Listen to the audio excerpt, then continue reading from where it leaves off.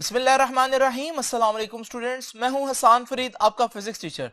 Students, आज हमारे पास एक बहुत इंपॉर्टेंट आर्टिकल है जो कि है parallel resonance circuit. Series resonance circuit तो हम लोग पढ़ चुके हैं, ये पैरेलल रेजोनेंस सर्किट क्या है ये हम आज देखेंगे स्टूडेंट्स। ये लेक्चर आपकी बुक ने पहले लेक्चर के मुकाबले में छोटा लिखा हुआ है, लेकिन कॉन्सेप्ट इसमें उससे भी ज्यादा है, तो इस वजह से आज का लेक्चर आप लोगों ने बहुत ज्यादा अटेंटिव होकर सुनना है। आइए स्टूडेंट स्टार्ट करते हैं आज का लेक्चर। स्टूडेंट्स, इस क्वेश्चन को अगर आप बुक में देखें तो आप लोग देखेंगे बुक ने इसको बहुत मुख्तसर करके लिखा है और उसमें कोई किसी किस्म की हेडिंग भी नहीं है। इस वजह से स्टूडेंट्स आप लोगों के सामने मैंने यहां पर कुछ हेडिंग्स दी हैं ताकि आप लोगों को पता चले कि लॉन्ग क्वेश्चन में इसको किस तरह से अटेम्प्ट करना है फुल मार्क्स गेन करने के लिए। अभी सबसे पहले चलते हैं हम फर्स्ट हेडिंग पर, और फर्स्ट हेडिंग है जी पैरेलल एलसी सर्किट होता क्या है। आपको मालूम है कि हमारे पास इंडक्टर की जो इंडक्टेंस है उसे हम L से रिप्रेजेंट करते हैं और कैपेसिटर की जो कैपेसिटेंस होती है उसे हम C से रिप्रेजेंट करते हैं। यानी L स्टैंड्स फॉर के इंडक्टर लगा हुआ है सर्किट के अंदर और C स्टैंड्स फॉर के वहां पर कैपेसिटर लगा हुआ है। तो LC सर्किट क्या होगा? एक ऐसा सर्किट होगा जिसमें एक कैपेसिटर भी होगा और इंडक्टर भी होगा। लेकिन यहां सिर्फ LC सर्किट नहीं बल्कि पैरेलल LC सर्किट बोला हुआ है। तो याद रखिएगा, अगर मैं एक एसी सोर्स के साथ एक इंडक्टर और एक कैपेसिटर कुछ इस तरह से पैरेलल तरीके से जोड़ूं तो फिर मैं कहूंगा ये पैरेलल एलसी सर्किट है। तो पैरेलल एलसी सर्किट क्या होता है ये मैं आप लोगों को दिखा रहा हूं। याद रखिएगा, मैं इनको एंड टू एंड भी कनेक्ट कर सकता हूं कुछ इस तरह से। इस सूरत में ये एलसी सर्किट ही होगा क्योंकि इंडक्टर भी है कैपेसिटर भी है, लेकिन क्योंकि एंड टू एंड कनेक्ट है, जहां पर इंडक्टर खत्म हो रहा है वहां से आगे कैपेसिटर का कनेक्शन स्टार्ट हो रहा है, इसलिए इसे हम बोलते हैं ये एलसी सीरीज सर्किट है। तो याद रखिएगा आज का हमारा आर्टिकल क्या है? आज का हमारा आर्टिकल है पैरेलल एलसी सर्किट, जिसमें एसी सोर्स के साथ इंडक्टर और कैपेसिटर लगा तो होगा लेकिन इस तरह से पैरेलल तरीके से लगा होगा। तो आइए स्टूडेंट, सबसे पहले मैं डेफिनेशन लिख देता हूं कि what is parallel LC circuit. It is a circuit in which, ये एक ऐसा सर्किट होता है जिसमें in which an AC source, एक ऑल्टरनेटिंग करंट का सोर्स होगा और उसको कनेक्ट करेंगे किसके साथ? Is connected to a capacitor and an inductor. उसको एक कैपेसिटर और एक इंडक्टर के साथ कनेक्ट करेंगे। कैसे कनेक्ट करेंगे? इन पैरेलल, पैरेलल तरीके से कनेक्ट करेंगे। तो ये हमारे पास बन गया जी एक पैरेलल एलसी सर्किट की डेफिनेशन। डेफिनेटली यहां पर हमें डायग्राम भी बनानी पड़ेगी। तो ये देखिए जी, सर्किट डायग्राम की हेडिंग यहां पर मैंने दी है। तो ये मेरे पास एक एसी सोर्स है, यहां मेरे पास एक इंडक्टर होगा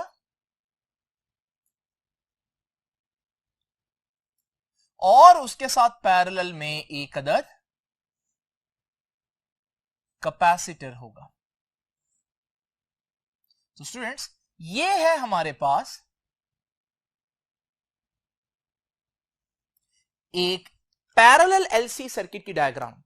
ये जो कैपेसिटर होगा इसकी कैपेसिटेंस को मैं C और जो इंडक्टर होगा इसकी इंडक्टेंस को मैं कैपिटल L से रिप्रेजेंट करता हूं।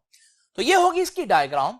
अब स्टूडेंट्स, हम देखते हैं कि हमने एक्सप्लेनेशन में क्या लिखना है। देखिए, मैं यहां पर आपके सामने एक्सप्लेनेशन लिखूंगा नहीं, सिर्फ मैं यहां पर ये जो चीजें हैं जुबानी बयान करूंगा। आप लोगों को याद रखना है कि एक्सप्लेनेशन के अंदर आपने बुक की लाइंस लिख देनी है। तो बुक ने जहां आर्टिकल स्टार्ट किया है शुरू की लाइन और अगले पेज पर जो चंद लाइनें हैं ये हमारे पास एक्सप्लेनेशन की हेडिंग के अंदर यहां पर आप लोगों ने लिखनी है। मेरा काम यहां पर आपको कॉन्सेप्ट क्लियर करवाना है, इसलिए मैं यहां पर बजाय उन लाइंस को लिखकर टाइम वेस्ट करूं, मैं क्यों ना आपको जितनी ज्यादा अंडरस्टैंडिंग दे सकता हूं वो दूं। तो स्टूडेंट्स, जरा इमेजिन करें मेरे पास एक एसी सोर्स है, उसके साथ पैरेलल में एक इंडक्टर और कैपेसिटर लगे हुए हैं। अगर आप इस सर्किट को समझना चाहते हैं कि ये किस तरह से काम करेगा तो सबसे पहले आप बाकी सारी चीजों को भूल जाएं और कैपेसिटर को देखें कि कैपेसिटर कैसे काम करता है। स्टूडेंट्स, अगर आप मेरे से पूछें कैपेसिटर किस तरह से काम करता है तो सबसे आसान एग्जांपल मैं आपको दूंगा मास स्प्रिंग सिस्टम की। एक हॉरिजॉन्टल मास स्प्रिंग सिस्टम जो है वो एक कैपेसिटर की तरह काम करता है। अभी आप लोग देख रहे हैं कि मास स्प्रिंग सिस्टम बिल्कुल रेस्ट पर है, इसमें किसी किस्म की कोई एनर्जी स्टोर नहीं है। स्टूडेंट्स अगर मैं इसको खींचकर इस पॉइंट तक ले आऊं तो आप लोग देखेंगे कि मैंने स्प्रिंग को इस डायरेक्शन में मूव किया है। तो ये मोशन की डायरेक्शन याद रखिएगा, इस मोशन की डायरेक्शन में मूव करके मैंने स्प्रिंग में एक एनर्जी स्टोर कर दी। मुझे कैसे पता चला कि एनर्जी स्टोर हो गई है? क्योंकि जब मैं इसको यहां पर छोड़ूंगा स्प्रिंग का वापस खुद ब खुद भागना जो है ये बता रहा है कि उसमें कुछ ना कुछ एनर्जी स्टोर हो गई थी। तो स्टूडेंट्स याद रखिएगा, स्प्रिंग का एक्सट्रीम पोजीशन के ऊपर ये जो बिहेवियर है ये बिल्कुल कैपेसिटर की तरह है। कैसे, अभी मैं आपको समझाता हूं, लेकिन सोच लें मैं क्या कह रहा हूं कि हमने जब इसको खींचकर एक्सट्रीम पोजीशन तक एक्सटेंड कर दिया, हमने इधर को मूव किया और उसमें एनर्जी स्टोर हो गई, और एनर्जी इस तरह से स्टोर हुई कि जब मैंने इसको छोड़ा तो ये बिल्कुल वापस हमारी ओरिजिनल मोशन की डायरेक्शन के ऑपोजिट जा रहा है। तो ये जो ऑपोजिट जा रहा है इसको जहन में रखिएगा। तो स्टूडेंट्स अब जरा तवज्जो कीजिए, कैपेसिटर को देखते हैं। इस कैपेसिटर के साथ अगर मैं एक डीसी सोर्स कनेक्ट कर दूं तो याद रखिएगा ये डीसी का जो पॉजिटिव टर्मिनल है ये उस प्लेट से मौजूद जितने इलेक्ट्रॉन्स हैं उनको दूसरी प्लेट पर ट्रांसफर करना शुरू कर देगा। इसे हम कहते हैं कि कैपेसिटर की प्लेट्स पर चार्ज आ रहा है, दूसरे अल्फाज में इसे कैपेसिटर की चार्जिंग कहते हैं। नाउ स्टूडेंट्स जब हम लोगों ने कैपेसिटर को फुली चार्ज कर दिया, ये बेसिकली हम लोगों ने क्या किया है, ये बिल्कुल वैसे ही स्प्रिंग को जब हम लोगों ने खींचकर एक्सट्रीम पोजीशन पर रख दिया था तो उसमें एनर्जी स्टोर हो गई थी। बिल्कुल यहां पर भी ऐसा ही हुआ है कि हम लोगों ने इलेक्ट्रॉन्स एक प्लेट से दूसरी प्लेट पर जाकर रख दिए, अब यहां पर भी एनर्जी स्टोर हो गई है। लेकिन याद रखिएगा, आपको मालूम है दो पॉजिटिव और नेगेटिव प्लेट्स के दरमियान इलेक्ट्रिक फील्ड जनरेट हो जाता है। तो ये जो एनर्जी है ये स्प्रिंग की तरह इलास्टिक पोटेंशियल एनर्जी नहीं है, बल्कि ये इलेक्ट्रिक पोटेंशियल एनर्जी है। अब स्टूडेंट्स ये जो इलेक्ट्रिक एनर्जी स्टोर हो गई है इसमें अगर आप प्लेट्स पर देखें, प्लेट पर मौजूद जो नेगेटिव चार्ज है वो पॉजिटिव प्लेट की तरफ जाना चाहता है क्योंकि नेगेटिव पॉजिटिव को अट्रैक्ट करता है। अगर मैं बैटरी हटा दूं तो बैटरी हटा देने पर वो सारे नेगेटिव चार्जेस जो प्लेट पर गए थे अब वो वापस पॉजिटिव प्लेट की तरफ भागना शुरू हो जाएंगे। अब ये कहलाता है डिस्चार्जिंग, और वो जो एनर्जी आपकी स्टोर हुई थी अब वो आपको वापस मिल रही है। ये जो सिस्टम है ये बिल्कुल वैसे है जैसे मैंने आप लोगों को बताया कि वो जो स्प्रिंग है जब हम उसको छोड़ देंगे तो वो स्प्रिंग खुद ब खुद वापस जाना शुरू कर देगा। तो आपने देखा कि हमारे पास कैपेसिटर और स्प्रिंग में बहुत ज्यादा सिमिलैरिटीज हैं। तो स्टूडेंट्स कैपेसिटर भी एनर्जी स्टोर करता है जिस तरह स्प्रिंग एनर्जी स्टोर करता है। कैपेसिटर भी आपको वक्त पड़ने पर वही एनर्जी रिटर्न कर सकता है जो उसने स्टोर किया, बिल्कुल स्प्रिंग की तरह। तो स्टूडेंट्स नोट करने वाली बात क्या है कि स्प्रिंग को आप इस डायरेक्शन में मूव करके लेकर आए यहां तक, तो छोड़ने पर स्प्रिंग ऑपोजिट डायरेक्शन में मूव करके वापस कर रहा है एनर्जी। कैपेसिटर में भी बिल्कुल ऐसा ही हुआ, जब बैटरी लगी हुई थी तो सारे इलेक्ट्रॉन्स जो है वो इस डायरेक्शन में मूव करके स्टोर हो गए, और जब मैंने बैटरी हटा दी और उसकी जगह कोई लोड आ गया तो वो सारे इलेक्ट्रॉन्स जो हैं वो ओरिजिनल डायरेक्शन के ऑपोजिट मूव करके दूसरी प्लेट तक जा रहे हैं। इस वजह से मैं कह रहा हूं कि हमारे पास ये जो एग्जांपल है कैपेसिटर की ये बिल्कुल स्प्रिंग की एक्सट्रीम पोजीशन पर जो बिहेवियर है उससे मिलती जुलती है। तो स्टूडेंट्स ये तो आप लोगों को कैपेसिटर का बिहेवियर समझ में आया। आसान अल्फाज में कैपेसिटर क्या करता है, कैपेसिटर एनर्जी स्टोर कर सकता है। कौन सी एनर्जी स्टोर कर सकता है?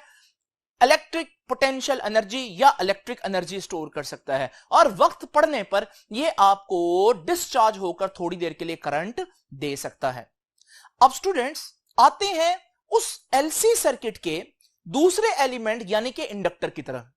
अब इंडक्टर को अगर मैं इंडिविजुअली पढ़ूं, आप मेरे से पूछें कि सर इंडक्टर की क्या एग्जांपल है, तो मैं कहूंगा स्टूडेंट्स इंडक्टर की एग्जांपल भी हॉरिजॉन्टल मास स्प्रिंग सिस्टम ही बन सकती है, लेकिन यहां थोड़ा सा चेंज है। अब वो हॉरिजॉन्टल मास स्प्रिंग सिस्टम को जब मैंने वहां से छोड़ दिया तो वो खुद ब खुद मूव करते करते मीन पर आया, लेकिन क्या मीन पर आकर रुक जाएगा? नहीं, आपको मालूम है वो तो आगे चला जाएगा। क्वेश्चन ये है ये आगे क्यों चला गया मास? उसकी वजह ये है कि स्टूडेंट्स जब मैंने वहां पर उसको छोड़ा तो फिर जब वो स्पीड बढ़ाते बढ़ाते मेन पोजीशन पर पहुंचा तो उस वक्त उसके पास बहुत स्पीड थी।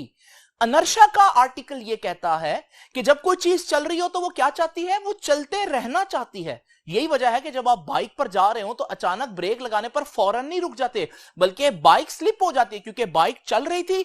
अनर्शा कहता है अगर कोई चीज चल रही हो तो वो चलते रहना चाहती है। बिल्कुल ऐसे ही यहां पर हॉरिजॉन्टल मास स्प्रिंग सिस्टम जब मीन पर पहुंचा तो उसका अनर्शा कहता है क्योंकि उसके पास बहुत ज्यादा स्पीड है तो वो उस स्पीड की वजह से आगे उसी स्पीड से चलते रहना चाहता है और मीन को क्रॉस कर जाता है।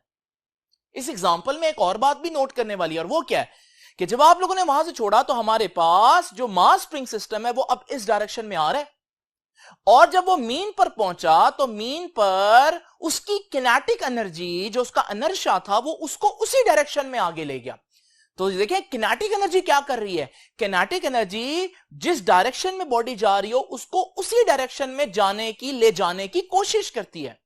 लेकिन पिछले एग्जांपल में जब एक्सट्रीम पोजीशन में देखा तो हम लोगों ने क्या देखा था, इस एक्सट्रीम पोजीशन के अंदर हम लोगों ने देखा कि जब मैं बॉडी को इधर डिस्प्लेस कर रहा हूं तो एक्सट्रीम पर पहुंचने के लिए मैं इधर को गया हूं, लेकिन जब उसकी पोटेंशियल एनर्जी हमें मिलेगी तो वो बॉडी इधर को मूव करेगी, यानी ऑपोजिट डायरेक्शन में, कैपेसिटर वाला केस। लेकिन यहां पर आप लोगों ने देखा कि किनेटिक एनर्जी क्या कहती है, बॉडी जिस डायरेक्शन में जा रही हो उसी डायरेक्शन में उसको लेकर जाती है। स्टूडेंट्स अगर आपको यह एग्जांपल समझ में आया तो याद रखिएगा इंडक्टर का बिहेवियर बिल्कुल ऐसे ही है जैसे हॉरिजॉन्टल मास स्प्रिंग सिस्टम का बिहेवियर मीन पोजीशन के ऊपर है। कैसे लेकिन, आइए स्टूडेंट्स जरा इंडक्टर को इमेजिन करते हैं। ये मेरे पास एक इंडक्टर है, मैं इसके साथ एक डीसी सोर्स लगाता हूं। आप लोगों को मालूम है कि ये डीसी सोर्स यहां पर भी एक करंट का फ्लो शुरू कर देगा, लेकिन करंट के इस फ्लो की वजह से इंडक्टर के अंदर एक मैग्नेटिक फील्ड जनरेट होना शुरू हो जाएगी, और यह magnetic field Aahista Aahista strong होती जाएगी। आप यूं समझे कि यहां पर मैग्नेटिक फील्ड की फॉर्म में मैग्नेटिक एनर्जी स्टोर हो गई है। स्टूडेंट्स अब जरा तवज्जो कीजिए, अगर मैं थोड़ी देर के लिए यह बैटरी हटा दूं तो आप सोचेंगे कि जब बैटरी हट गई तो चार्जेस तो रुक जाएंगे फौरन, लेकिन स्टूडेंट्स ऐसा नहीं होगा। वो जो मैग्नेटिक फील्ड है ना, वो चार्जेस जिस डायरेक्शन में जा रहे थे चार्जेस को उसी डायरेक्शन में मूव करना चाहता है, जस्ट लाइक इनर्शिया। इनर्शिया भी तो यही चाहता है ना, अगर एक चीज चल रही है तो चलते रहना चाहती है। तो यहां पर इंडक्टर में से जो चार्जेस मूव कर रहे थे, अगर मैं बैटरी हटा भी दूं तो वो चार्जेस को उसी डायरेक्शन में थोड़ी देर तक मूव करवाने में कामयाब रहेगा।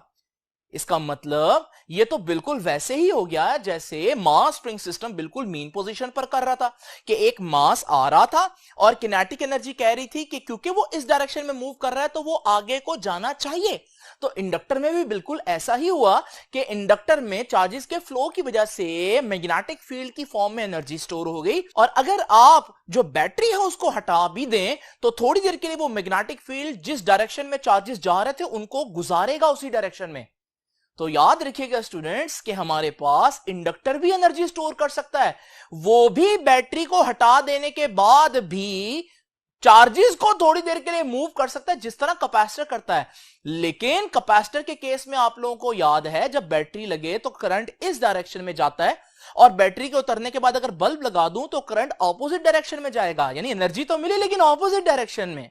लेकिन यहां इंडक्टर के केस में अगर आप गौर करें तो अगर मैंने इंडक्टर के साथ एक बैटरी लगाई और करंट इस डायरेक्शन में जाना शुरू हो गया, अगर मैं बैटरी हटा दूं तो करंट उसी डायरेक्शन में थोड़ी देर के लिए फ्लो करेगा, यानी इलेक्ट्रिक एनर्जी जो है वो डायरेक्शन ऑपोजिट कर देती है चार्जेस की, लेकिन मैग्नेटिक फील्ड जो है वो उसी डायरेक्शन में चार्जेस को फ्लो करती है।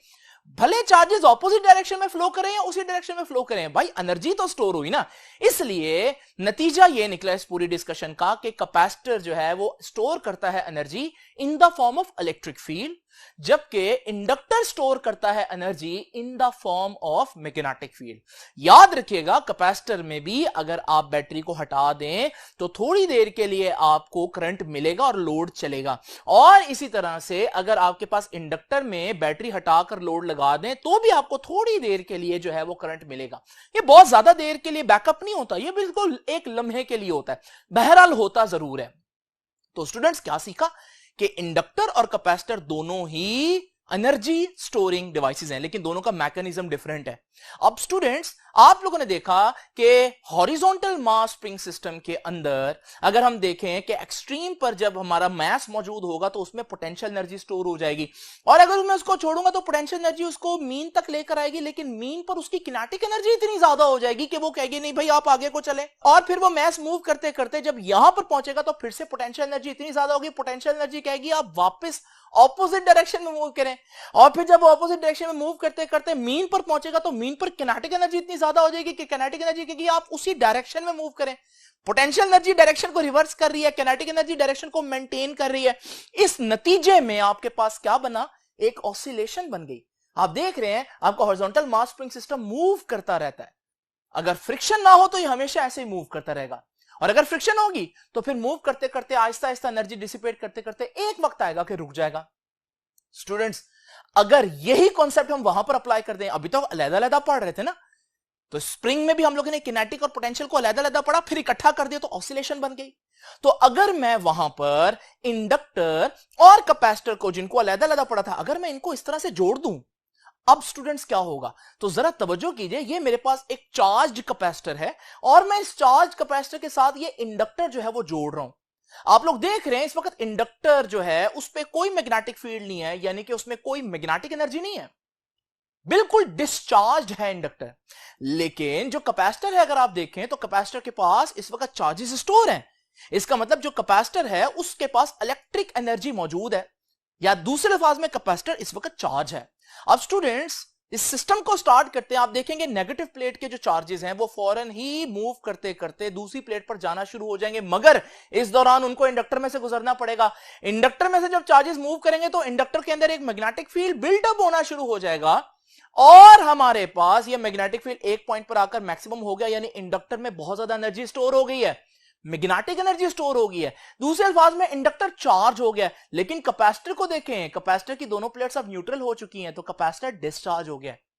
क्या ये बात यहां खत्म हो जाएगी? नहीं स्टूडेंट्स, इंडक्टर देखें मैग्नेटिक फील्ड स्टोर कर लिया हुआ है। मैग्नेटिक फील्ड क्या करता है? मैग्नेटिक फील्ड कहता है भाई जिस डायरेक्शन में चार्जेस जा रहे थे उसी डायरेक्शन में चार्जेस को मूव करवाएं, इनर्शिया की तरह, किनेटिक एनर्जी की तरह। तो ये मैग्नेटिक एनर्जी चार्जेस को कहेगी कि नहीं आप अभी इसी डायरेक्शन में चलती रहें। तो चार्जेस इस डायरेक्शन में चलते रहेंगे। जब चार्जेस इस डायरेक्शन में चलते रहेंगे तो कैपेसिटर ऑपोजिट डायरेक्शन में चार्ज होना शुरू हो जाएगा। अब नीचे वाली प्लेट जो है वो नेगेटिवली चार्ज हो जाएगी। अब जब चार्जेस मूव करते करते यहां पहुंचेंगे और ये प्रोसेस रुकेगा, तो आप जरा देखें कि हमारा जो इंडक्टर है उसका मैग्नेटिक फील्ड गायब हो चुका है, क्योंकि उसने चार्जेस को मूव करने में अपना सारा मैग्नेटिक फील्ड लगा दिया। इंडक्टर डिस्चार्ज हो गया, उसके पास कोई मैग्नेटिक एनर्जी या मैग्नेटिक फील्ड नहीं है। लेकिन चार्जेस जो हैं वो प्लेट्स पर फिर से डिस्ट्रीब्यूट हो गए हैं, यानी कैपेसिटर के पास इलेक्ट्रिक फील्ड स्टोर हो चुकी है और इलेक्ट्रिक एनर्जी स्टोर हो चुकी है, और हम कहेंगे कि कैपेसिटर चार्ज हो चुका है। और फिर इसका नतीजा क्या होगा? वो इलेक्ट्रॉन वापस इसको मूव करेंगे और फिर हमारे पास ये चार्ज हो जाएगा, और फिर वहां से इलेक्ट्रॉन फिर वापस मूव करेंगे तो हमारे पास ये डिस्चार्ज हो जाएगा। और इस तरह से ये सिस्टम जो है वो हमारे पास चार्जेस को ऑसिलेट करता रहेगा। और कुछ याद आया आपको? बिल्कुल ऐसा ही हॉरिजॉन्टल मास स्प्रिंग सिस्टम में भी हो रहा था। तो हॉरिजॉन्टल मास स्प्रिंग सिस्टम में आप लोगों ने देखा था कि किनेटिक और पोटेंशियल एनर्जीज एक दूसरे में चेंज होती रहती है, लेकिन यहां पर आप लोग देख रहे हैं कि किनेटिक और पोटेंशियल नहीं लफ्ज यूज कर रहे हैं हम, बल्कि हम मैग्नेटिक एनर्जी और इलेक्ट्रिक एनर्जी यूज कर रहे हैं। तो एक की मैग्नेटिक दूसरे की इलेक्ट्रिक एनर्जी बन जाती है, एक की इलेक्ट्रिक एनर्जी दूसरे की मैग्नेटिक एनर्जी बन जाती है। बहरहाल एनर्जीज एक दूसरे में ऑसिलेट हो रही है, जिसकी वजह से चार्जेस को आप देखें वो मुसलसल ऑसिलेट कर रहे हैं। ये स्टूडेंट्स हमारे पास एक इलेक्ट्रिक ऑसिलेटर है, बिल्कुल वैसे ही जैसे हमारे पास मास स्प्रिंग सिस्टम एक मैकेनिकल ऑसिलेटर है। आप सोच रहे होंगे कि मैंने बहुत ज्यादा टाइम लगा दिया इसको एक्सप्लेन करने में। उसकी वजह यह है कि एक तो बच्चों को यह समझ नहीं आता स्टूडेंट्स, और दूसरी वजह यह है कि इलेक्ट्रिक ऑसिलेटर क्या होता है यह समझना बहुत जरूरी है, क्योंकि कल का आर्टिकल भी आपका यही है। तो यह कॉन्सेप्ट 2-3 जगहों पर यूज होता है, इसलिए मैंने यहां पर बहुत ज्यादा डिटेल में इसको एक्सप्लेन कर दिया। तो बात यह है कि अगर आपके पास LC यानी इंडक्टर और कैपेसिटर इकट्ठे हो तो फिर चार्जेस ऑसिलेट करते रहेंगे उस सर्किट के अंदर। क्यों ऑसिलेट करते रहेंगे? आप ये भी कह सकते हैं क्योंकि कैपेसिटर की इलेक्ट्रिक एनर्जी इंडक्टर की मैग्नेटिक एनर्जी में, और इंडक्टर की मैग्नेटिक एनर्जी कैपेसिटर की इलेक्ट्रिक एनर्जी में स्टोर होती रहेगी, यानी कि इलेक्ट्रिक और मैग्नेटिक एनर्जीज आपस में चेंज होती रहेंगी। हम ये भी कह सकते हैं कि कैपेसिटर की डिस्चार्जिंग इंडक्टर को चार्ज कर देगी और इंडक्टर की डिस्चार्जिंग कैपेसिटर को चार्ज कर देगी, और ये सिस्टम ऐसे ही चलता रहेगा। और अगर यहां पर रेजिस्टेंस नहीं है तो फिर स्टूडेंट्स ये हमेशा इसी तरह से ऑसिलेट करते रहेंगे। स्टूडेंट्स, आज का हमारा काम क्या है? सिर्फ इन दोनों को नहीं पढ़ना, बल्कि हमने बीच में एक एसी सोर्स भी लगाना है। तो अब स्टूडेंट्स वक्त आ गया कि ये जो एलसी सर्किट है जिसके अंदर चार्जेस ऑसिलेट कर रहे हैं, इसके साथ मैं एक एसी सोर्स लगा दूंगा। अब जब मैं एसी सोर्स लगाऊंगा स्टूडेंट्स, तो आप लोग देखेंगे कि चार्जेस क्योंकि इंडक्टर और कैपेसिटर के दरमियान ही ऑसिलेट कर रहे हैं। जितना चार्जिंग के लिए कैपेसिटर को करंट चाहिए वो इंडक्टर दे रहा है, जितना चार्जिंग के लिए इंडक्टर को करंट चाहिए वो कैपेसिटर दे रहा है। तो फिर सोर्स को तो कोई करंट देने की जरूरत ही नहीं है। और आप देख भी रहे हैं, क्या सोर्स से कोई करंट निकल रहा है? नहीं। तो फिर वहां पर करंट कैसे पास कर रहा है रेजिस्टर और कैपेसिटर में? तो कैपेसिटर का करंट इंडक्टर में से और इंडक्टर का करंट कैपेसिटर में से पास कर रहा है। अब स्टूडेंट्स, यहां पर अगर मैं करंट को देखना चाहूं कि सोर्स में से कितना करंट निकल रहा है, तो मैं यहां पर एक एमीटर लगा सकता हूं। जब मैं एमीटर यहां पर लगाऊंगा तो आप देख रहे हैं एमीटर कोई रीडिंग नहीं दे रहा। लेकिन अगर मैं देखना चाहता हूं कैपेसिटर या इंडक्टर का करंट, तो मैं एमीटर कैपेसिटर और इंडक्टर्स में से लगाऊंगा, वहां कुछ ना कुछ वैल्यू आ रही होगी करंट की। अब स्टूडेंट्स, यहां से हम लोगों ने क्या सीखा कि हमारे पास ये जो ब्रांच करंट्स हैं, ये जो ब्रांचेस हैं हमारी इंडक्टर और कैपेसिटर की, उसमें करंट की वैल्यू ज्यादा आ रही है, जबकि सोर्स में करंट की वैल्यू है ही नहीं। ये बड़ी अजीब सी बात है। क्यों अजीब है? क्योंकि सोर्स करंट नहीं दे रहा, फिर बाकियों के पास करंट कैसे आ रहा है? तो अब आपको पता चल गया कि कैपेसिटर के पास करंट कहां से आ रहा होगा? इंडक्टर से। इंडक्टर के पास करंट कहां से आ रहा होगा? कैपेसिटर से। तो इसका मतलब हमारे पास सोर्स के पास से करंट निकलेगा भी नहीं और इंडक्टर और कैपेसिटर का यह काम चलता रहेगा। अच्छा स्टूडेंट्स, एक और बात अगर आप देखें तो यहां पर आप लोग देख सकते हैं कि मैंने इंडक्टर की रेजिस्टेंस को 0 कहा हुआ है, लेकिन आपको मालूम है आइडियल सिस्टम तो होता नहीं है। अगर कुछ ना कुछ रेजिस्टेंस हो थोड़ी सी, तो फिर हमारे पास सोर्स में से थोड़ा सा करंट पास करेगा। बहरहाल फिर भी आप यही कहेंगे कि सोर्स में से जितना करंट निकल रहा है उससे ज्यादा ब्रांचेस में करंट है। यह है पहला पॉइंट। ये कैरेक्टरिस्टिक आपकी बेसिकली बुक ने सबसे एंड पर लिखी है, लेकिन क्योंकि ये एक्सप्लेनेशन में मैंने आपको एक्सप्लेन किया है, इसलिए मैं आपके सामने पहले ही ये वाली कैरेक्टरिस्टिक लिख देता हूं।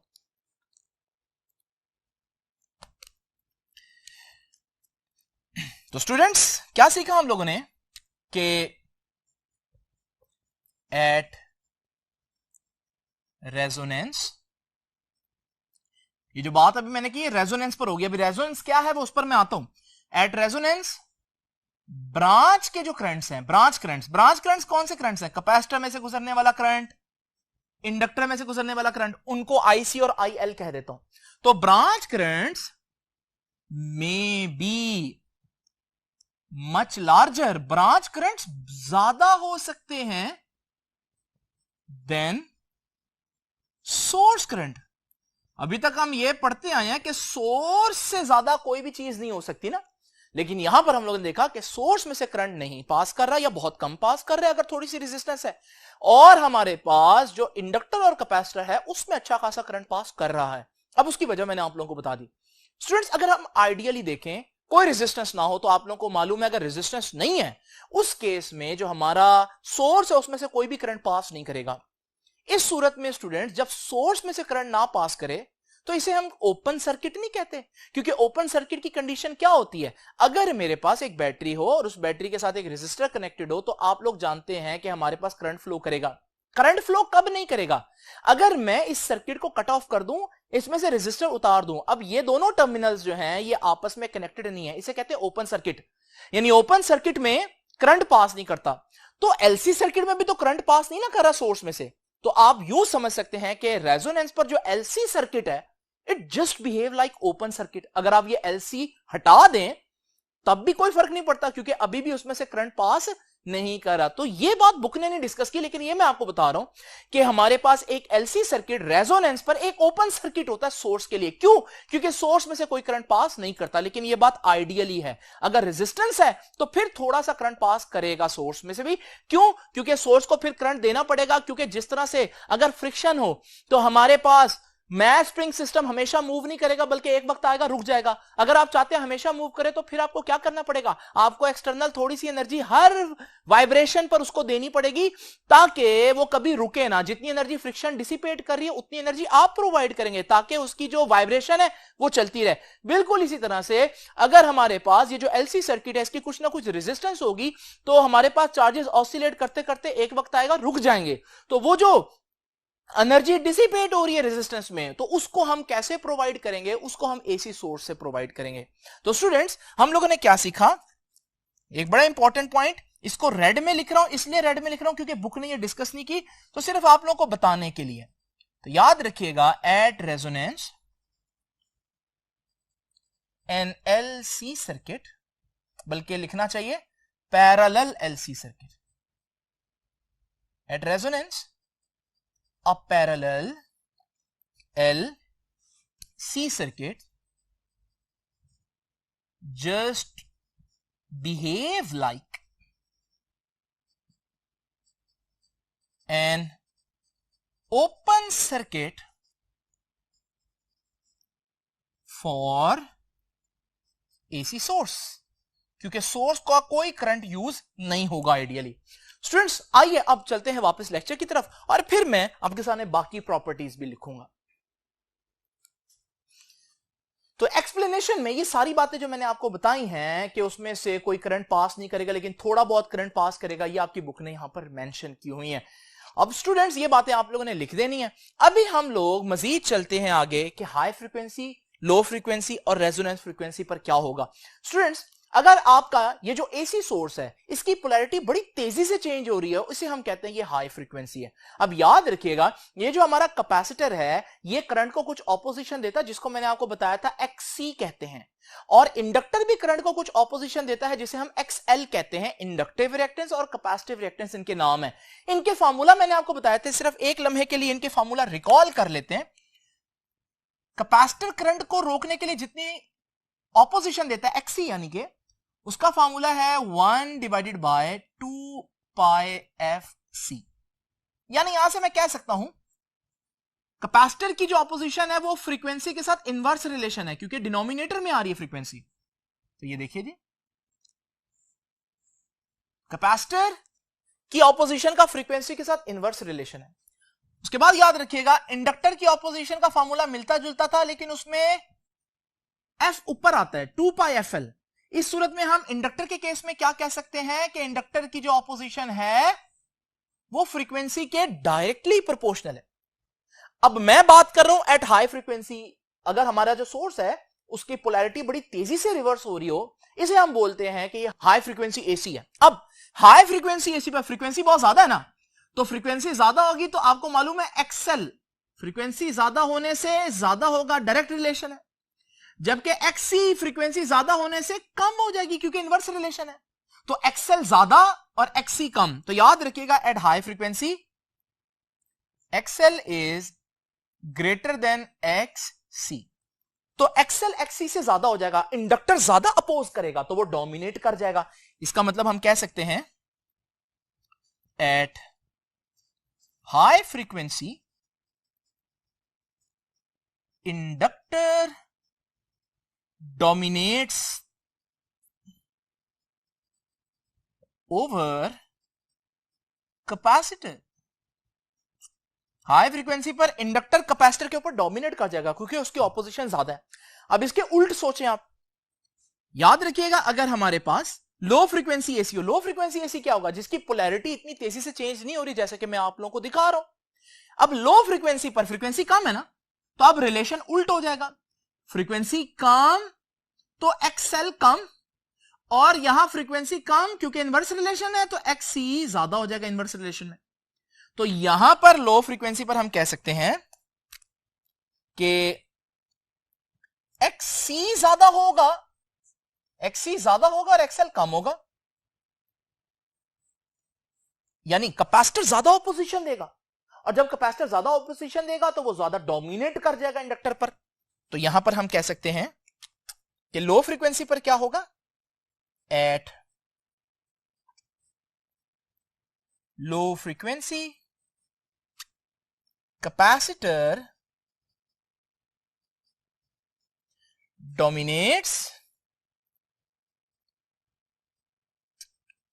dominates over inductor.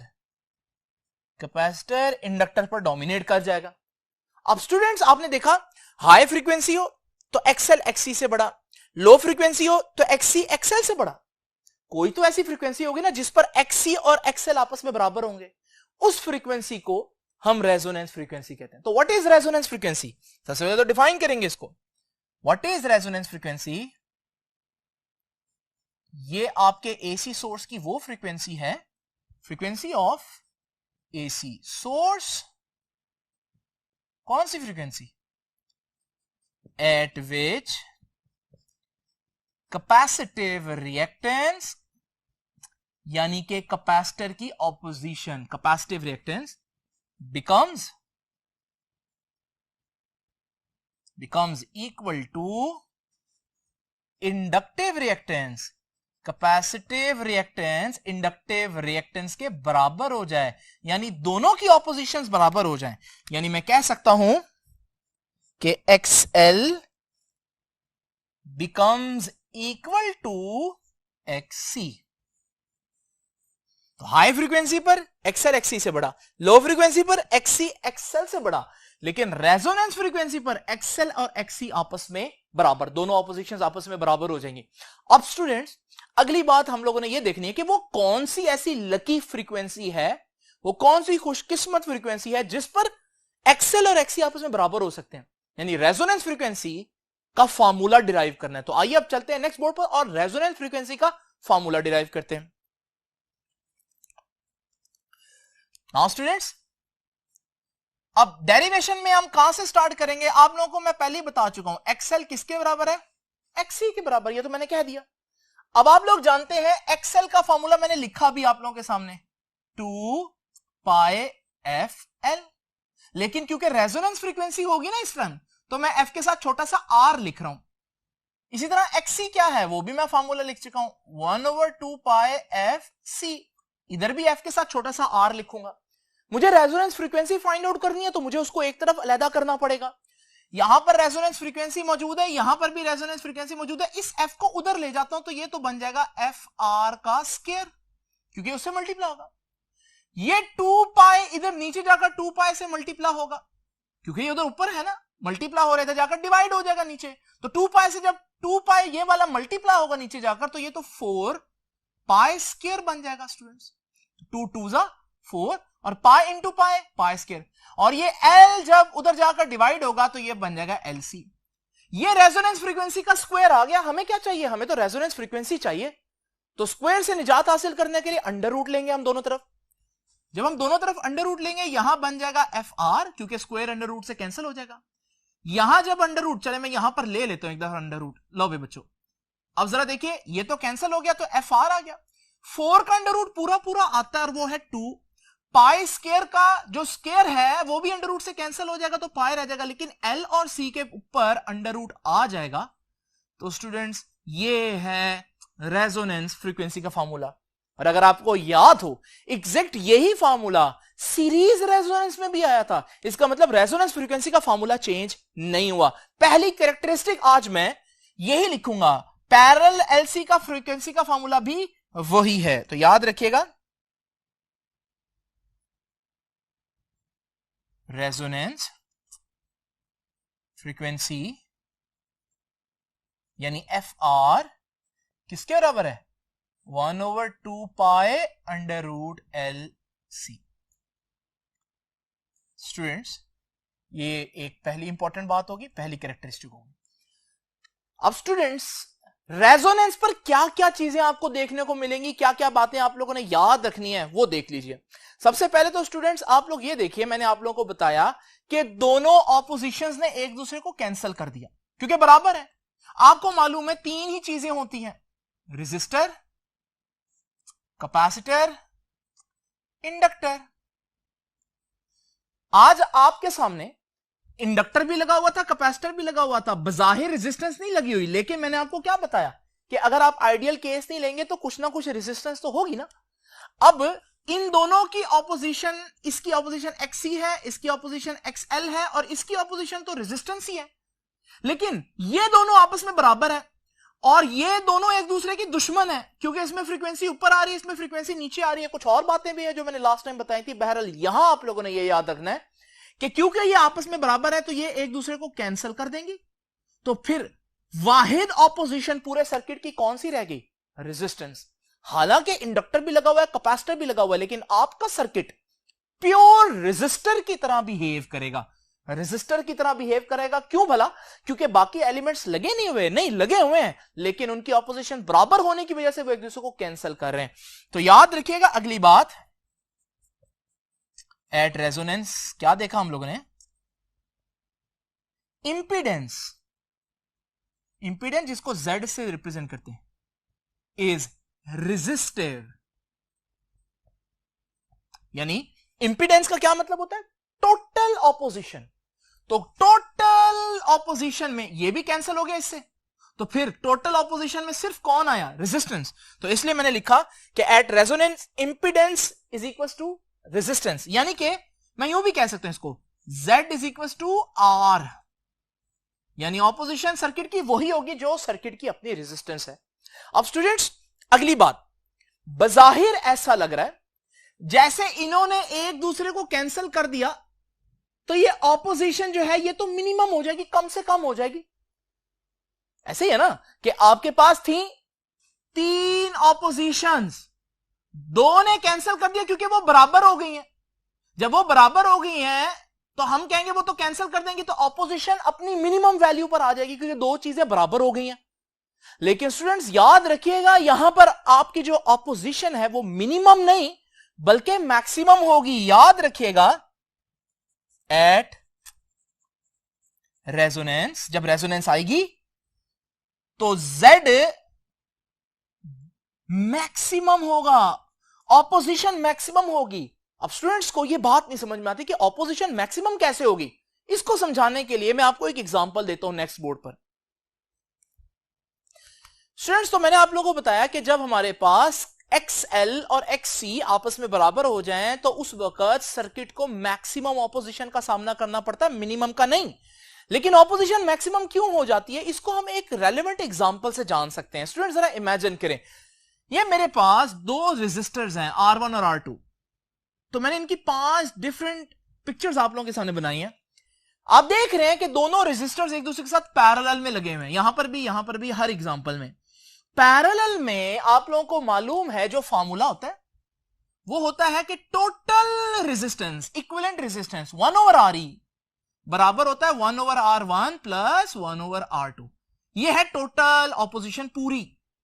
अब स्टूडेंट्स अगर आप इसको थोड़ा सा सॉल्व करें तो आपके पास ये आंसर आ जाएगा। यानी इसको मैं आसान अल्फाज में कह सकता हूं कि अगर आपने टोटल ऑपोजिशन निकालनी है यानी RE इक्विवेलेंट रेजिस्टेंस निकालनी है तो दोनों रेजिस्टर्स को मल्टीप्लाई करो, प्रोडक्ट डिवाइड कर दो उनके सम से, यानी आसान अल्फाज में प्रोडक्ट ओवर सम जो है वो इक्विवेलेंट रेजिस्टेंस का फार्मूला है पैरेलल के केस में, सीरीज में नहीं। अब स्टूडेंट्स ये चैप्टर नंबर 13 की बात है लेकिन आपको समझ में आ जाएगी इजीली। इमेजिन करो मैंने 10 ओहम तकसीम करने हैं, कितनी ऑपोजिशन है? 10 ओहम्स। अब मैंने टोटल 10 ओहम ही रखना है। मैं एक रेजिस्टर 1 ओहम का और दूसरा 9 ओहम का भी रख सकता हूं, टोटल 10 है। एक 2 का और दूसरा 8 का भी कर सकता हूं, एक 3 का और दूसरा 7 का भी कर सकता हूं क्योंकि ये भी 10 ही बनता है। एक 4 कर सकता हूं, एक 6 कर सकता हूं, 4 + 6 = 10, और एक 5 कर सकता हूं और दूसरा रेजिस्टर भी 5 कर सकता हूं। तो ये मेरे पास डिफरेंट किस्म की पॉसिबिलिटीज हैं। आइए देखते हैं इन सारी सूरतों में सबसे ज्यादा रेजिस्टेंस कहां होगी। आपको मालूम है कुल मिलाकर ये पैरेलल कॉम्बिनेशन कितनी रेजिस्टेंस देगा? Product over sum. अब जरा देखिए प्रोडक्ट कितना है, एक रेजिस्टेंस 1 है एक 9 है, तो प्रोडक्ट हुआ 1 × 9 9 डिवाइडेड बाय सम कितना होगा? 1 + 9 = 10 और ये बन गया 0.9 ओहम्स। यहां पर लिख देता हूं मैं कि ये हमारे पास कुल मिलाकर 1 और 9 का रेजिस्टेंस पैरेलल के अंदर कितनी ऑपोजिशन दे रहा है? 0.9 ओहम्स। अब जरा देखिए अगर एक 2 का हो और एक 8 का हो, है तो 10 ही बन रहा टोटल, लेकिन इक्विवेलेंट रेजिस्टेंस कितनी आएगी? क्या फार्मूला है? प्रोडक्ट ओवर सम। प्रोडक्ट कितना है? 2 × 8 16 और सम कितना है? 2 + 8 10। तो ये बना स्टूडेंट्स 1.6 ओहम्स। इसको मैं लिख देता हूं यहां पर कि ये कुल मिलाकर जो हमारे पास ऑपोजिशन बन रही है ये 1.6 ओहम्स है। इसी तरह से स्टूडेंट्स अगर आप यहां पर देखें तो प्रोडक्ट है 21, 3 × 7 21, सम कितना है? 3 + 7 10, आंसर कितना आया? 2.1। इसी तरह से 4 × 6 24, सम कितना है? 4 + 6 10, ये आ गया आंसर 2.4। और इसी तरह से 5 इंटू 5 25 और सम कितना हुआ 5 प्लस 5 10, तो आंसर कितना हुआ 2.5। ये सारे आंसर्स जो हमारे पास 3 और 7 का है 2.1 ओहम, 2.4 ओहम और 2.5 ओहम। अब स्टूडेंट्स अगर आप यहां पर गौर से देखें, टोटल हमारे पास 10 ओहम ही है जिसको मैं डिफरेंट कॉम्बिनेशंस में डिस्ट्रीब्यूट कर रहा हूं, लेकिन वो टोटल भले 10 ओहम है, लेकिन इस डिस्ट्रीब्यूशन के अंदर वो कुल मिलाकर टोटल 2.5 ओहम्स जनरेट कर रहा है, जबकि यहां पर वो सिर्फ 0.9, यानी मैक्सिमम आंसर कब आएगा रेजिस्टेंस का, आपकी ऑपोजिशन मैक्सिमम कब होगी पैरेलल के अंदर, जब दोनों ऑपोजिशंस आपस में बराबर हो जाएं, उस वक्त इक्विवेलेंट रेजिस्टेंस मैक्सिमम आंसर देता है। तो आज के आर्टिकल में भी हमारे साथ बेसिकली यही हुआ। हम लोगों ने कहां से आर्टिकल स्टार्ट किया था, आइए चलते हैं वापस सेकंड बोर्ड पे। तो स्टूडेंट्स देखिए, हमने कहा था एक्सएल और एक्ससी आपस में बराबर हैं, और अगर आप लोग फर्स्ट बोर्ड पर दोबारा से जाएं तो आप लोगों को पता चलेगा, तो यहां पर भी अगर आप देखें तो हमारे पास पैरेलल सर्किट है, और एक्सएल यानी इसकी ऑपोजिशन और एक्ससी यानी इसकी ऑपोजिशन बराबर है। और मैंने अभी आप लोगों को क्या बताया, अभी मैंने आप लोगों को बताया कि हमारे पास पैरेलल में जब दो ऑपोजिशंस आपस में बराबर हो जाएं तो आंसर ऑपोजिशन का मैक्सिमम आता है, जो मैंने अभी इस एग्जांपल में आप लोगों को समझाया। तो आइए स्टूडेंट्स अब इसको लिखते हैं, बल्कि स्टूडेंट लिख तो लिया हम लोगों ने, ये पढ़ लेते सिर्फ। एट रेजोनेंस, रेजोनेंस पर जो ऑपोजिशन है वो मैक्सिमम हो जाएगी। अब जब ऑपोजिशन मैक्सिमम हो गई तो करंट जो है वो मिनिमम हो जाएगा, क्योंकि करंट को ज्यादा ऑपोजिशन मिलेगी तो करंट कम हो जाएगा। तो इसका मतलब ये है कि हम कह सकते हैं कि at resonance current is minimum, current is minimum. और इसको हम एक ग्राफ से रिप्रेजेंट कर सकते हैं। इस ग्राफ में यहां पर मेरे पास फ्रीक्वेंसी है और यहां पर करंट है, और ये रेजोनेंस फ्रीक्वेंसी है एफ आर, और रेजोनेंस पर ऑपोजिशन मैक्सिमम तो करंट मिनिमम। तो करंट जब इस पे मिनिमम होगा तो हमारा ग्राफ कुछ ऐसा होगा। स्टूडेंट जरा इमेजिन करें फिर से वही एलसी सर्किट, आप लोग देख रहे हैं कि इस वक्त जो इंडक्टर की ऑपोजिशन एक्सएल है वो ज्यादा है, और कैपेसिटर की जो ऑपोजिशन है वो एक्ससी वो कम है, यानी अभी रेजोनेंस नहीं है। इस वक्त अगर आप लोग देखें तो हमारे पास, अगर मैं यहां पर एक बल्ब लगा दूं तो आप देखेंगे कि बल्ब जो है वो काफी ग्लो कर रहा होगा, क्योंकि उसमें से बहुत सा करंट पास कर रहा है। स्टूडेंट जरा इमेजिन करें कि अगर हम XL और XC को आपस में बराबर कर दें किसी तरीके से, तो आप लोग देखेंगे बल्ब जो है वो अचानक से ग्लो कम करना शुरू कर देगा, जिसका मतलब है कि करंट जो है बल्ब में से कम हो गया। और करंट क्यों कम हुआ, करंट इस वजह से कम हुआ क्योंकि ऑपोजिशन अब मैक्सिमम हो चुकी है, क्योंकि रेजोनेंस पर ऑपोजिशन मैक्सिमम होती है। और ये वो पॉइंट है ग्राफ का जहां पर मैंने आपको दिखाया कि करंट जो है वो मिनिमम हो जाएगा। तो स्टूडेंट्स ये था हमारा आज का लेक्चर। नो डाउट आज का लेक्चर जो है वो बाकी लेक्चर्स के मुकाबले में थोड़ा सा लेंथी हो गया, लेकिन ये बच्चों को बहुत ज्यादा मसला करता है कि इंडक्टर किस तरह से काम करता है, और इंडक्टिव और कैपेसिटिव सर्किट अगर इकट्ठे हो जाएं तो ये रेजोनेंस कैसे करते हैं। अब आपको आई होप कि ये समझ में आ गया होगा कि वो रेजोनेंस कैसे करते हैं। आपसे भी इंशाल्लाह मुलाकात होगी नेक्स्ट लेक्चर में। नेक्स्ट लेक्चर जो है वो बिल्कुल मिलता जुलता लेक्चर है इसी से, तो अगर आप लोग ये टाइम यहां पर इन्वेस्ट कर दें तो नेक्स्ट लेक्चर में आपका काफी टाइम बच जाएगा। तो आपसे इंशाल्लाह मुलाकात होगी नेक्स्ट लेक्चर में, तब तक के लिए अल्लाह हाफिज।